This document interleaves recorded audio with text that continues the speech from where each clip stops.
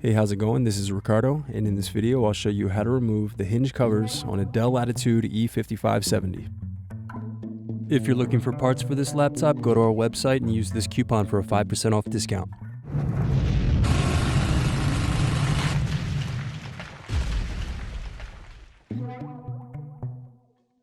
First loosen screws, then use fingers to separate and remove bottom base.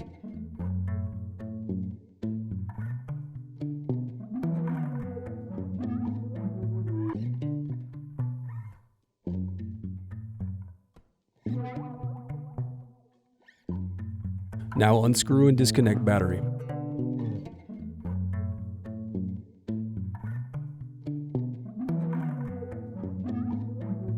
Next, unscrew and slide off hinge covers.